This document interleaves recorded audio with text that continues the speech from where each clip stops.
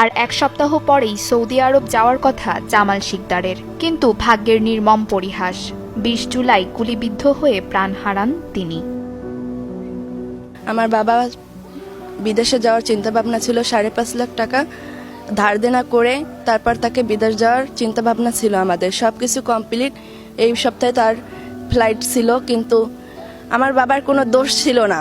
কেন যে তাকে হত্যা করা হলো, গুলি লাগলো, আমি তো জানি না। আমাদের সব আশা, আমার বাবার আশাগুলো একটা গুলি সব কেড়ে নিয়েছে। আমরা এখন কি করে বাঁচবো, কি করে আমি লেখাপড়া চালাবো? আমার বাবার দেনা করে টাকাগুলো কে দিবে? আমরা এখন একটা সাগরে ডুবে আছি। আমার বাবার স্বপ্নগুলো আমি কিভাবে পূরণ করব? কে চালাবে আমার পড়াশোনা? আমরা এখন প্রায় নিঃস্ব। গেল কয়েকদিনে কোটা আন্দোলন ঘিরে দেশের এই অস্থির অবস্থায় প্রাণ হারিয়েছেন শিক্ষার্থী থেকে শুরু করে বহু সাধারণ মানুষ। প্রশাসনের তথ্য মতে এর মধ্যে বরিশাল বিভাগেই প্রাণ গেছে ৫১ জনের। পরিবারের একমাত্র উপার্জনক্ষম ব্যক্তির এমন মৃত্যুতে লণ্ডভণ্ড হয়ে গেছে পরিবারগুলোর স্বপ্ন। মৃত্যুর ঘটনার সুষ্ঠু তদন্ত ও বিচার চান পরিবারের সদস্যরা। একই সাথে আর্থিক সহায়তার দাবিও জানিয়েছেন তারা। আমাদের তো দাবি একটাই, যেহেতু আমাদের বড় ভাই আর আমাদের সংসার ওই চালাইতো। আব্বু তো রিটায়ার্ড করার পরে সমস্ত দায়িত্ব ওরই ছিল, আর এখন তো ও নাই। আর মূলত হচ্ছে যে ও যে মারা গেছে, কার গুলিতে মারা গেছে এটা আমরা জানি না। তো আমাদের দাবি এটা থাকবে সরকারের কাছে যে সে যেন আমাদের ফ্যামিলির দিকে নজর দেয়। আব্বু আম্মু অসুস্থ, আর ভাইয়ের বাচ্চাও ছোট, তো এখন এদেরকে কে দেখবে?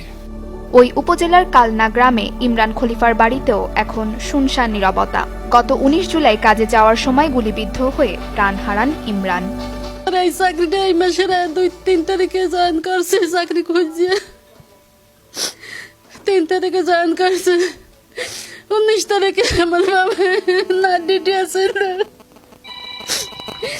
না ডিউটি যাবে করে বিকালে পরে ভাত বাড়তে গেছে। তুমি ভাত পরে দুধ চাল দাও, দুধ খাইয়ে যাবো, ভাত লইয়ে যাবো, রাত্রের ভাত। এবার কইতে আছে যে আমি একটু রাস্তায় দেখি, রাস্তার পরিস্থিতি কি দেখে দেখতে গেছে। দেখে আসার সময় আমার বাবা গুলি লেগে মারা গেছে। গত কয়েকদিনের অস্থিতিশীলতায় জামাল ও ইমরানের মতো এমন অনেকে প্রাণ হারিয়েছেন যাদের আন্দোলনের সাথে কোনো সম্পৃক্ততা ছিল না। বরিশাল বিভাগে প্রাণ হারানো ৫১ জনের মধ্যে বরিশালের ১৩ জন, ভোলার ১৮ জন, পটুয়াখালীর ১১ জন, বরগুনার ৬ জন এবং ঝালকাঠির ৩ জন। Desk report, channel 24।